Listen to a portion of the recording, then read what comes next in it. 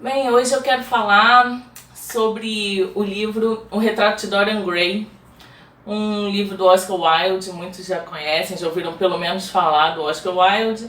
Para quem não conhece, é um escritor britânico, né, inglês. Ele viveu no século XIX, foi extremamente polêmico, abordava várias questões ali referentes à sua sexualidade.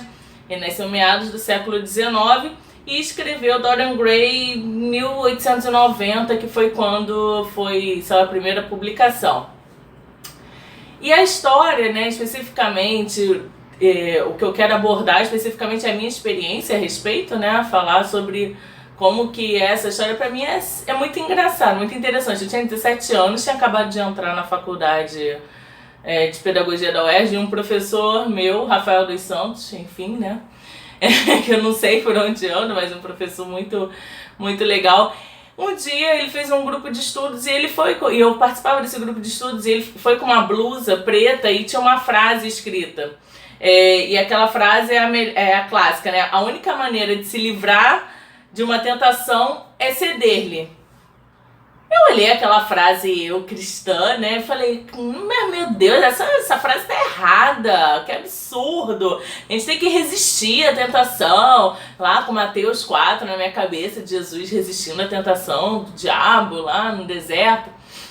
E eu, né, muito transparente, sempre tive uma relação muito boa com qualquer professor e professora, e eu cheguei e falei, nossa, essa frase é um absurdo. E ele falou, por quê?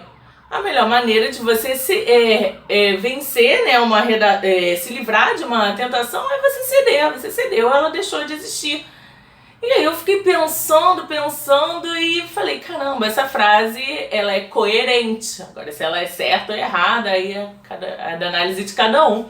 E eu fiquei com esse nome Oscar Wilde na minha cabeça. E muitos anos passados, foi em 2005, eu tinha 17 anos em 2005. Então, fazendo as continhas aí, quando foi em 2013, por acaso, eu tava assistindo TV e tava começando o filme na TV, O Retrato de Dorian Gray. E aí eu peguei e falei, poxa, eu vou assistir ao filme. Comecei a assistir ao filme, tinha lá o Colin Firth, né, que todo mundo que é da minha geração, né, essas menininhas adoram, que é o Mr. Darcy, né, de Bridget Jones, coitado, o cara faz um monte de trabalhos e pra gente, né, ele vai ser sempre o Mr. Darcy da Bridget Jones. E eu falei, nossa, eu vou assistir, porque eu acho que eu quero saber, eu já sabia a ideia do filme e tal, e do livro, né, e assisti ao filme, e o filme não acabou com a minha vontade de ler o livro. Até que um belo dia eu peguei e baixei o livro no meu tablet. E essa é até uma questão. Eu leio muitos livros em formato digital, então muitos livros eu não tenho, infelizmente, fisicamente, porque eu gosto de ter fisicamente, ficar lá arriscando. Eu já peguei até alguns livros e imprimi, olha só a situação da pessoa, para ter o formato físico, né? Mas esse não foi o caso, foi totalmente no formato digital.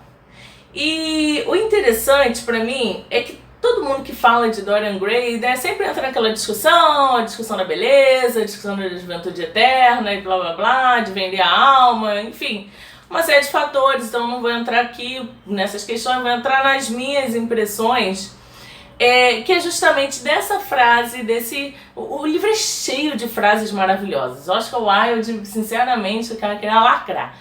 Mas essa frase especificamente, a melhor maneira de se livrar de uma tentação é ceder-lhe, né? A única maneira, aliás, que ele fala, é de um personagem chamado Lord Henry Wotton, que é justamente o personagem do Colin Firth.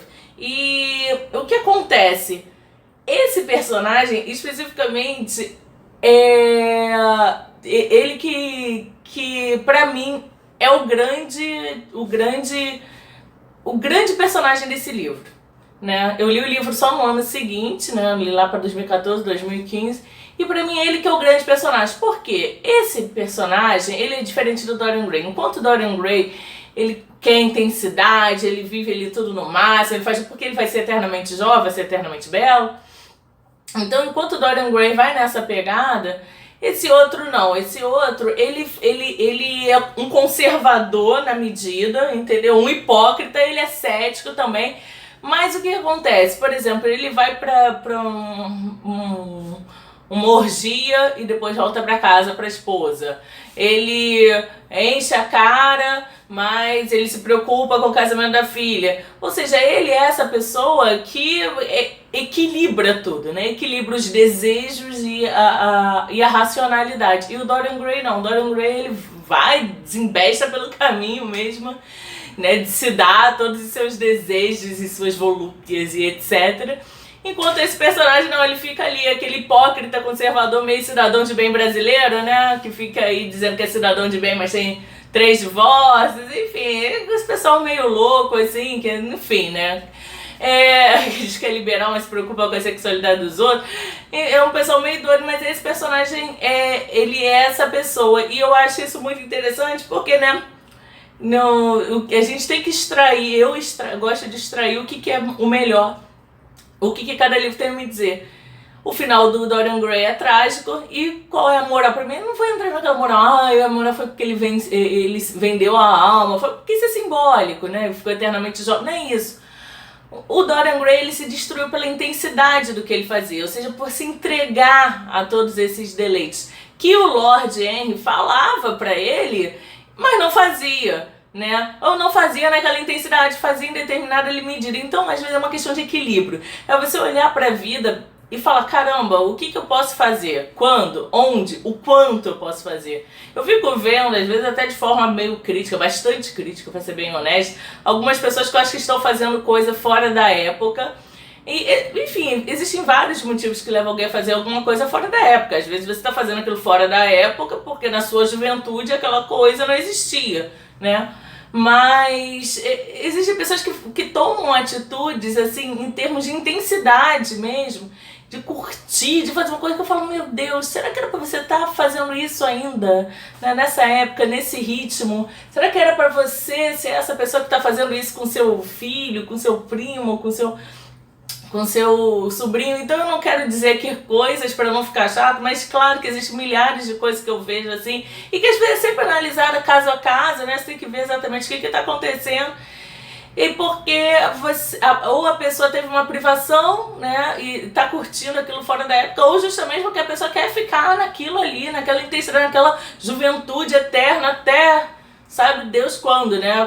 E perde, né, a oportunidade de equilibrar e enfim, aproveitar tudo que o equilíbrio traz, porque o equilíbrio, ele é muito positivo, porque o equilíbrio nos traz um pouco de tudo, né, enquanto se entregar, né, aos desejos, às volúpias e às paixões, nos traz um muito de quase nada, né, um muito de pouco, e finais assim não muito gloriosos, né. Então é isso que eu extraí do livro.